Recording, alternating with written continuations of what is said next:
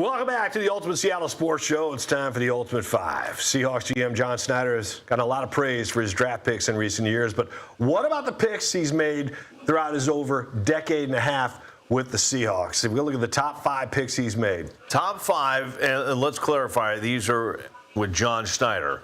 Yes. Yours truly personally thinks the best draft pick of all time for the Seahawks, good friend of yours and mine, co-host of the Fifth Quarter, Walter Jones, 9-time Pro Bowler. He's number 1, but he was not under the John Schneider umbrella. And these are producer Joel Knipp's top 5, correct? Oh, okay, and look at him throwing Joel Knipp under the bus right away. The top 5 under John Schneider, according to our producer Joel Knipp, number 5 is punter Michael Dixon. I mean, what are we doing here? Really, Joel? Seriously, a punter I mean, I like Michael Dixon, but can you somehow justify this as a top 5? Well, Chris, he's a first-team All-Pro back in 2018, second-team All-Pro this past season. And how many times did he pin teams into their own end zone area?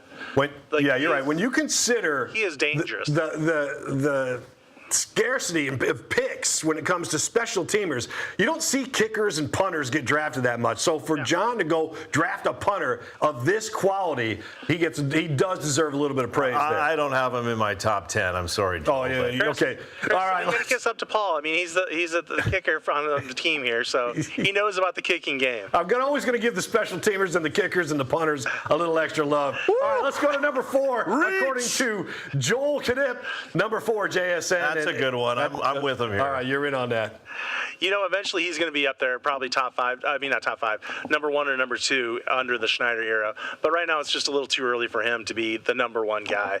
Led the league last year in receiving on a team that traditionally doesn't want to pass the ball that much. They want to run the ball. So he's got to be up there. All right. You know what JSN's saying right now, Paul? Like, I was 1 ahead of the punter. Yeah. 1 ahead of the punter. That's right. Exactly. Highest paid receiver in the NFL. And he's number 4. All right, let's move on to number 3.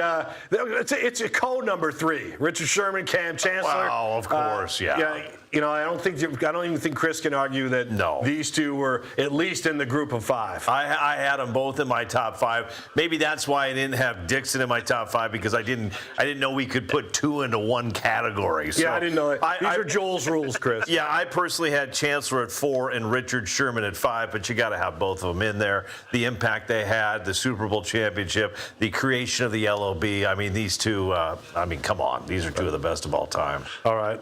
Joel, anything to say before we move on to number 2? I know it's cheating to put 2 in 1 there, but just like what Chris said, Legion of Boom, I mean, what more can you say? They're so valuable. They were the cornerstone, the foundation of the Pete Carroll title run, the NFC West crowns that they won. They had to be on there, both of them. And I just need to get Dixon in there because, I mean, he's a punter. No, you made your point. All right, let's stick with it. We're fine. Let's move on to number 2. Russell Wilson was a 3rd-round draft pick for the Seahawks, and a lot of people thought that was a reach at the time. But say what you want about Russell Wilson, who, by the way, played for the Savannah Bananas over the weekend. Good swing. And, he looked pretty good in his all-yellow outfit and his headband. And, again, participating in a man of the people. But Russell Wilson, I think it's a tremendous pick at number 2. Remember what Russell did for the Seattle Seahawks and just start and end there. Forget everything he's done after Seattle, what he did here with the Seahawks. Yep. I mean, come on. Obviously, he's a top 5. You can't argue that, right, Joel? Yeah, there's nothing you can say about Russell Wilson. He has, even though he was much maligned at the end of his career here in Seattle, he took him to 2 Super Bowls, won one of them. Probably should have won the second one, but, that's a story for another day.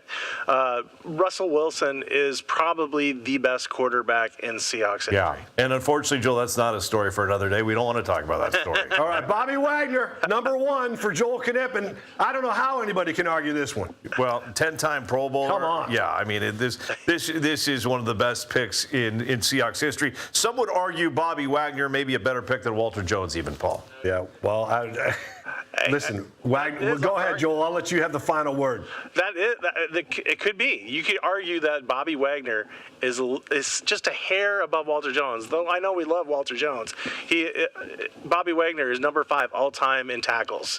And this season, if he plays again, all he needs is 151 tackles, and he moves into number 3 all time. He is a legend. He should be a first ballot Hall of Famer, unanimous, everything. That guy is amazing. I think he's a better person.